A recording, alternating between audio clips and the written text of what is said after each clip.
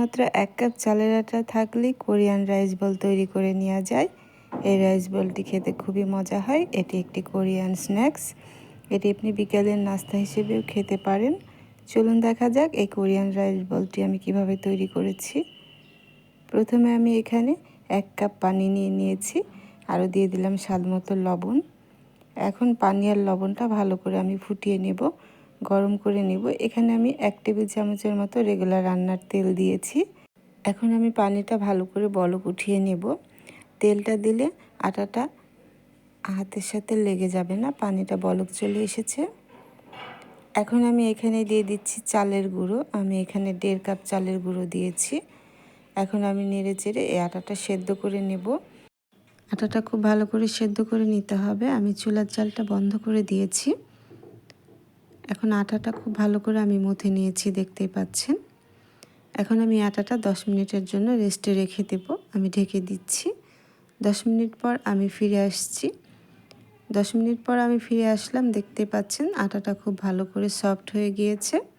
এখন আমি এখানে দিয়ে দিচ্ছি 2 টেবিল চামচের মতো কাঁচামরিচ কুচি। এখানে আমি লাল ও সবুজ কাঁচামরিচ কুচিটা ব্যবহার করেছি। আরও দিয়ে দিচ্ছি 2 টেবিল চামচের মতো ধনিয়া পাতা কুচি। আপনারা চাইলে যে কোনো একটা কালারই ব্যবহার করতে পারেন কাঁচামরিচে। আমি দেখা সৌন্দর্যের জন্য 2 কালার ব্যবহার করেছি। আপনারা চাইলে এখানে গোটা জিরাও দিতে পারেন। আমি খুব ভালো করে কাঁচামরিচ ও ধনিয়া পাতা মিশিয়ে নিচ্ছি আটার সাথে। ধনিয়া পাতা ও কাঁচামরিচটা অবশ্যই গরম থাকা অবস্থায় দিতে হবে। ঠান্ডা হয়ে গেলে আটার সাথে ম্যাশ করা যাবে না। আমি খুব ভালো করে ম্যাশ করে নিয়েছি, দেখতে পাচ্ছেন। শুধুমাত্র 1 কাপ চালের আটা থাকলে বিকেলের একটি স্ন্যাক্স আপনি তৈরি করে ফেলতে পারবেন। আমি খুব ভালো করে মিশিয়ে নিচ্ছি, খেতে খুবই মজা হয়। মেশানো হয়ে গিয়েছে। শুকনো চালের গুঁড়ো দিলে 2 কাপ আটার জন্য 1.5 কাপ পানি দিতে হবে। এখন আমি এগুলো মিশিয়ে নিয়েছি। এখন আমি এগুলো হাতে ভালো করে মথে নিচ্ছি। গরম গরম থাকা অবস্থায় এগুলো শেপ দিয়ে নিতে হবে। এখন আমি হাতের সাহায্যে ছোট ছোট গোল করে নিচ্ছি। যেহেতু এটি কোরিয়ান রাইস বল এভাবেই তৈরি করে। হাতে একটু তেল মাখিয়ে নিয়ে তারপর এরকম ছোট ছোট গোল করে নিতে হবে। আপনারা চাইলে বলগুলো আরেকটু ছোট করে নিতে পারেন, এই রাইস বলগুলো। যেহেতু এটি কোরিয়ান রাইস বল, সেজন্য আমি এরকম রাউন্ড আকারেই শেপ দিয়ে নিয়েছি।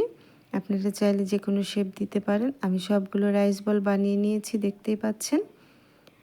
অবশ্যই হাতে তেল মাখিয়ে নিতে হবে, তাহলে লেগে যাবে না। এগুলো এখন আমি স্টিম করে নেব, সেজন্য আমি একটি রাইস কুকারের পাত্রে স্টিম করে নিচ্ছি। আমি সবগুলো রাইস বল দিয়ে দিচ্ছি। আমি এখন ঢেকে দেব। ঢেকে 10 মিনিটের মতো রান্না করব। চুলার জালটা অবশ্যই মিডিয়ামে রাখতে হবে। আমার এই কোরিয়ান রাইস বলগুলো তৈরি হয়ে গিয়েছে, দেখতে পাচ্ছেন। সবগুলো রাইস বল খুব ভালো করে সেদ্ধ হয়ে গিয়েছে। এর থেকে বেশি সেদ্ধ করা যাবে না, তাহলে রাইস বলগুলো শক্ত হয়ে যাবে। তেল দেওয়ার কারণে দেখতে পাচ্ছেন একটা আরেকটার সাথে লেগে যায়নি। রাইস বলগুলো ভেজে নেব, সেজন্য আমি একটি পাত্র খুব ভালো করে গরম করে নিয়েছি।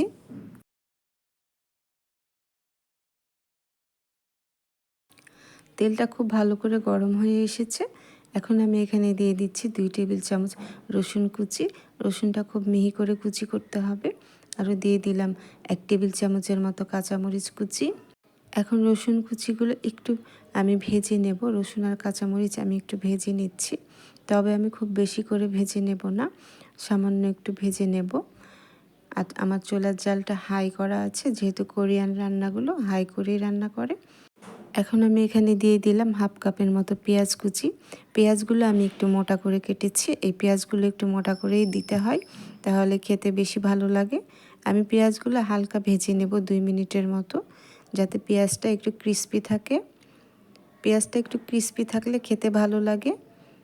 এখন পেঁয়াজটা একটু নরম হয়ে এসেছে। এর থেকে বেশি ভাজা যাবে না, তাহলে খেতে ভালো লাগবে না। এখন আমি দিয়ে দিলাম 2 টেবিল চামচ লাইট সয়া সস। আরও দিয়ে দিচ্ছি সামান্য পরিমাণ লবণ, যেহেতু আমি আগে আটাতে লবণ ব্যবহার করেছি আর সয়া সসেও লবণ আছে, সেজন্য লবণের পরিমাণটা বুঝে দিতে হবে। এখন আমি দিয়ে দিচ্ছি 3 টেবিল চামচের মতো টমেটো সস। এখানে সসের পরিমাণটা একটু বাড়িয়ে দিলে খেতে বেশি ভালো লাগে। আপনারা চাইলে এখানে আরও সস ব্যবহার করতে পারেন। এখন আমি এই সসটা ভালো করে জাল করে নিয়েছি, আর এখন আমি রাইস বলগুলো দিয়ে দিচ্ছি। দিয়ে এখন আমি আবারও একটু ভেজে নেব, 2 মিনিটের মতো আমি ভেজে নেব। যেহেতু আমার রাইস বলগুলো সেদ্ধ করা আছে, বেশি ভাজা যাবে না, বেশি ভাজলে রাইস বলগুলো শক্ত হয়ে যাবে। চুলার জালটা অবশ্যই হাই করে রাখতে হবে। কোরিয়ান রান্নাগুলো চুলার জালটা হাই করেই রান্না করে। এখন আমি নামিয়ে নেব, হয়ে গিয়েছে। যেহেতু টমেটো সসটা আমার রাইস বলের সাথে মিশে গিয়েছে, আমার এই কোরিয়ান রাইস বলটা তৈরি হয়ে গেছে। ঘরে যদি 1 কাপ চালের গুঁড়ো থাকে তাহলে আপনি খুব ঝটপট রান্না করে ফেলতে পারেন এই রাইস বলগুলো। আপনারা চাইলে, আমি এখানে আতপ চালের গুঁড়ো দিয়ে করেছি, আপনারা চাইলে সেদ্ধ চালের গুঁড়ো দিয়েও করা যায়। আমি এখন দিয়ে দিচ্ছি সামান্য পরিমাণ কালো গোলমরিচের গুঁড়ো, দিয়ে আবারও আমি ভালো করে ভেজে নিচ্ছি। নেড়েচেড়ে উল্টে পাল্টে ভেজে নিতে হবে, তবে খুব বেশি ভাজা যাবে না। টমেটো সসটা যেন একটু জুসি থাকে, তাহলে রাইস বলগুলো খেতে বেশি ভালো লাগে। আমার গোলমরিচগুলো মেশানো হয়ে গিয়েছে। এখন আমি নামানোর আগে আরও দিয়ে দিচ্ছি ধনিয়া পাতা কুচি। এই ধনিয়া পাতা কুচিটা দিলেও খেতে ভালো লাগে, তবে আপনারা চাইলে ধনিয়া পাতাটা স্কিপ করতে পারেন। আমি এখন ধনিয়া পাতাটা দিয়ে দিলাম, দিয়ে আবারও একটু ভেজে নিচ্ছি। আমি আর 1 মিনিটের মতো ভেজে আমি এখন এই রাইস বলগুলো নামিয়ে নেব। তৈরি হয়ে গিয়েছে আমার কোরিয়ান রাইস বল। দেখতেই পাচ্ছেন কতটা লোভনীয় হয়েছে। শুধুমাত্র চালের গুঁড়ো দিয়ে এত সুন্দর একটি স্ন্যাক তৈরি করতে পারেন। বাসার সবাই নাস্তা হিসেবে এটি পছন্দ করবে। আশা করছি আজকে আমার এই কোরিয়ান রাইস বলের রেসিপিটি আপনাদের ভালো লেগেছে। আমার এই রেসিপিটি যদি আপনাদের ভালো লেগে থাকে অবশ্যই আমার চ্যানেলটি সাবস্ক্রাইব করে রাখবেন ও পাশে থাকা বেল বাটনটি অন করে দিবেন ও একটি লাইক কমেন্ট করতে ভুলবেন না। আর আমার যারা ফেসবুক পেজ থেকে এই ভিডিওটি দেখছেন অবশ্যই আমার ফেসবুক পেজটি ফলো দিয়ে রাখবেন ও একটি লাইক কমেন্ট করবেন। ভালো থাকবেন সবাই। আল্লাহ হাফেজ।